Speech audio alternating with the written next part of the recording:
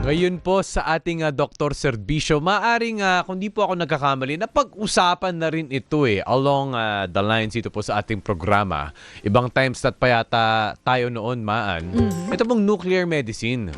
So ano ba itong nuclear medicine na ito? Makakasama po natin ngayong umaga at itong nuclear medicine at paano po ito makakatulong sa ating pang-araw-araw na buhay. O ba? Makakausap po natin ngayon si Doc Patty Bautista Penelosa para po pag-usapan ang nuclear medicine. Siya po ay isang nuclear medicine physician. Doc, good morning. Good morning, Doc Pat. Good morning! Magandang araw sa lahat ng mga nanonood at nakikinig. Nakatakot naman. Parang nuclear. Ay, hindi dapat matakot. Hindi, yun na Dahil nga, syempre sa unang, technological advancement. Sa unang dinig mo, 'di ba? Kung hindi rin maalam, parang ano 'yan? 'Di ba? Mag-undergo ba ako niyan? So ano ba tong nuclear medicine muna, Doc Pat? Yes. So yung nuclear medicine, gumagamit po kami ng mga radioactive drugs para mag-diagnose at mag-treat ng mga diseases. So if you can remember yung ating periodic table of elements nung high Uy, school. gusto ko yan. Gusto ko Yes, yan. tama Oo, yan. Gusto ko yan. Oo. H2O. Combine na yun, combine. Yes.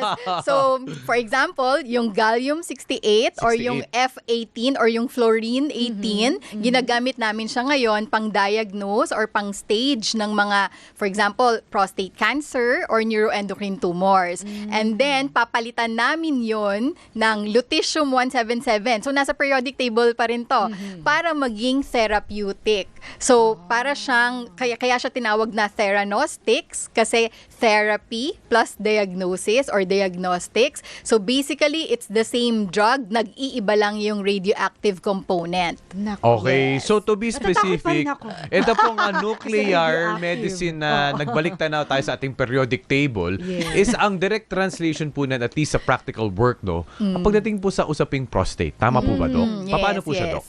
Okay, so yung mga, kung meron kayong mga kamag-anak na merong prostate cancer, ang conventional diagnosis niyan ay CT scan, Yes. bone scan, ganyan. Pero ngayon, based sa international guidelines, meron ng tinatawag na PSMA PET-CT. So, ano yung PSMA? It's prostate-specific membrane antigen. So, basically, it's a kind of receptor doon sa cell surface. So, parang targeted approach siya. Kung na-imagine niyo yung cell, sa surface nun, merong mga receptors, para siyang lock and key, maggaganyan.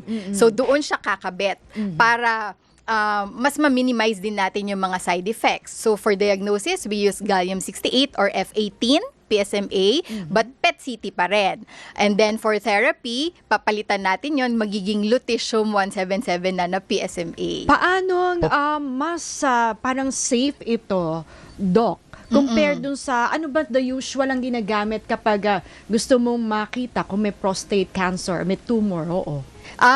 For diagnosis, ang nag-uumpisa yan syempre sa urologist muna, meron tayong digital rectal exam, and then yung blood test, PSA level, and then yun na nga, i-work up na siya, MRI, CT scan, bone scan. But with this one, yung PSMA PET-CT, it's a whole body scan. So kitang-kita na from So the one brain. time lang? Yes. Na hindi mo, pwede mo nang laktawan yung nauna?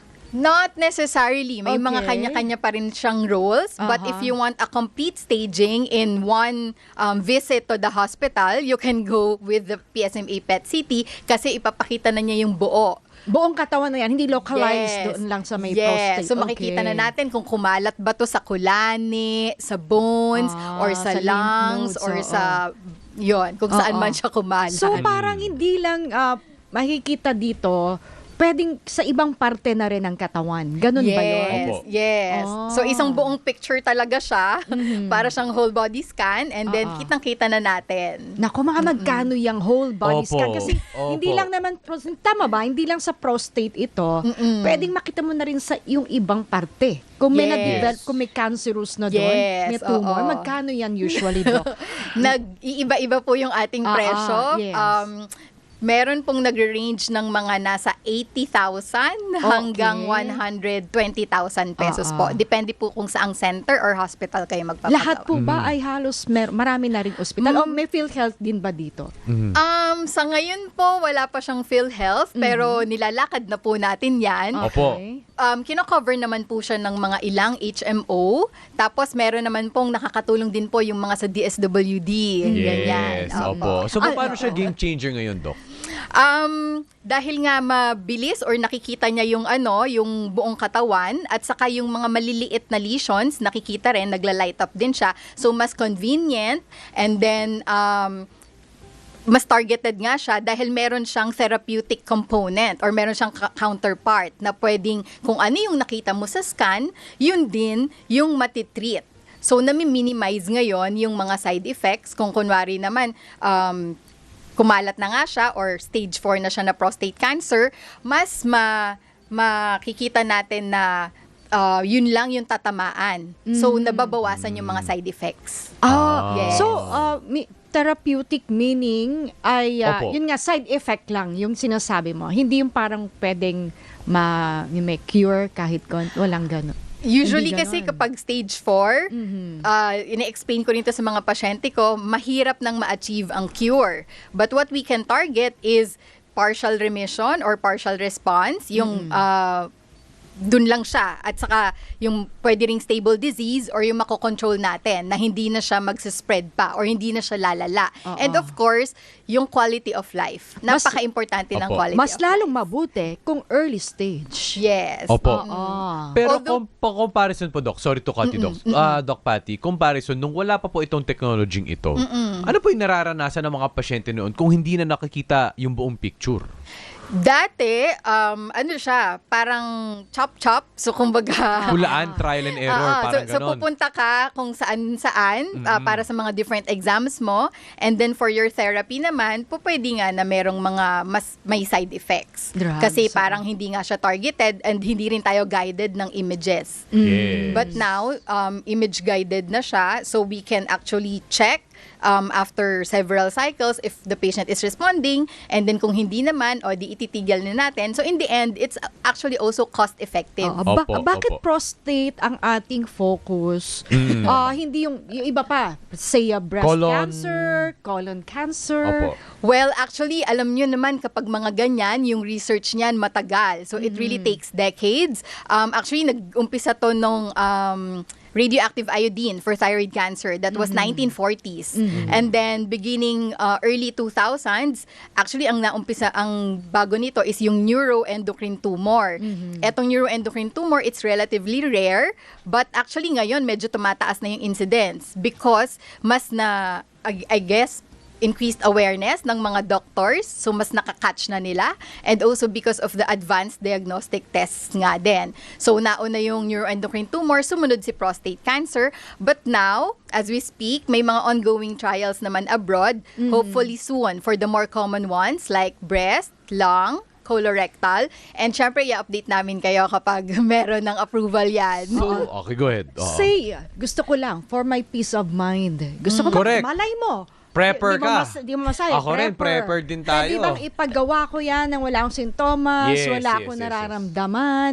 Kasi di ba minsan yung mga cancer, meron pala. Meron pala. At late na. Opo. Kung sana'y naagapan nung una Correct. pa lang nakita, mas mataas yung percentage na curable naman. Correct, opo. So, kung whole body scan na sinasabi mo, Doc, ay pwede. Pwede makita kung meron sa breast, colon, or iba pa, hindi lang prostate. Tama ba? Yes, meron tayong specific naman na radiopharmaceutical or specific na radioactive drug for that.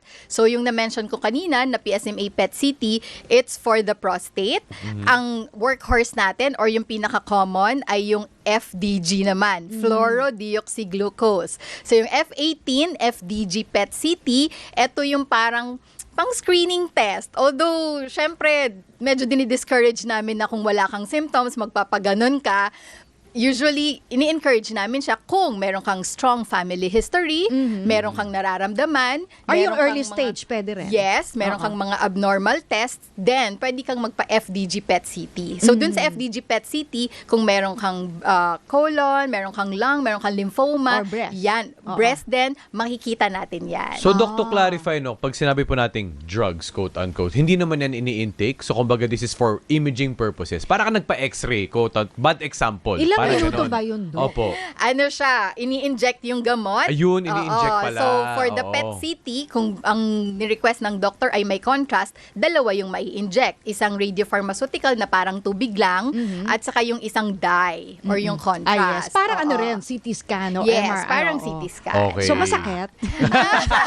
Yung Totoo tusok. naman, yung yung tusok. tusok. Pero Pero- yung Hihinga mismo malalim. ano, Pero Oo nga. after, yung pag-scan, mabilis lang. Nako, meron na tayong bagong technology ngayon sa abroad na yung scan na to pwedeng 5 minutes. Okay. But here in the Philippines, mga nasa 20 to 40 minutes Alam ko, siya. 1 hour. So, i-injectan ka, tapos dadaan ka pa sa isang makina. Yes, oo. oo. Yung machine natin, hindi siya MRI na nakaka-claustrophobia. Ito ay parang donut. So, may butas sa magkabilang dulo. Oo. So, yung kasi pwede. MRI parang oven. Yes, Oo nga, yes. inaano ka Capsule. lang. Na pwede ka Oo, makatulog. tama. So after niyan, yun na, may mga pagkahilo ba? Side effect? Yung sa diagnostic test, so kapag dun sa PET CT scan, wala naman. Pero dun sa mga therapy, syempre, kahit anong therapy, meron tayong mga binabantayan. So, pwede na magkaroon ng pag-decrease or pagbaba ng ating hemoglobin o kaya minsan yung mga platelet count, ganyan. So hindi pwede ma-anemic. Pwede rin. pwede. So lahat 'yan relative contraindication. So Oo. kailangan i-assess ng doctor ng mabuti kung pwede ba siya or kailangan ba natin may gawin muna, i-prepare yung pasyente para maging ready siya. So, Okay. dahil matagal naman sabi mo, decades yung clinical trial niyan. So, yung side effect in the long run ay medyo, hindi kasi sabi, di ba may mga iba ayaw magpa-say, yung mga chemo, yung mga Oo. radiation. So, alam naman natin, no, yung mga side effect. Pero ganun ba? Ganun din dito. Actually, ngayon, meron tayong mga trials. Kaya nga siya na-approve sa US dahil nakita nila na napakababa ng incidence ng side effects. So, for example, yung para sa neuroendocrine tumor, less than 5% lang. Tapos, yung sa prostate cancer naman, hindi siya mas mataas than normal. So, kumbaga, kayang-kaya, manageable. And if you'll weigh the benefit versus the risk, mas okay yung benefit. Ayan. Ayun. Yes. Alright, so sana po, no, well, at least maganda ng pag-uusapan nito, Maan, sa mga early stages pa lang ngayon. Dahil, real talk lang, no, siguro papunta pa lang siya doon. Sa part na yun na syempre mas mailapit natin siya sa tao. At syempre, At may mga choice ka. Oo. Diba, ng treatment o yung Oo. diagnosis. Hindi Oo. lang yung available. At may mga bago nga. Syempre, sa pagtagal ng panahon, sabi nga lumalabas na yung medyo mas effective, mas konti ang side effect. At ng mga trials. tama ka, Maan. Gaya nga ng mga katuwang natin sa DOH at PhilHealth, prevention is better than cure. Yes. Kung maaaring maiwasan na natin, mapreventa natin, sana ang hope po natin is mailapit ito sa tao para sa sambayan ng Pilipino. Marami po salamat para po pag-usapan ang theranostics at syempre ang nuclear medicine. Dr. Patricia or Dr. Patty Bautista Penelosa. Doc, marami po salamat sa inyong oras at serbisyo. Thank you, Ren. Thank you, Doc Patty.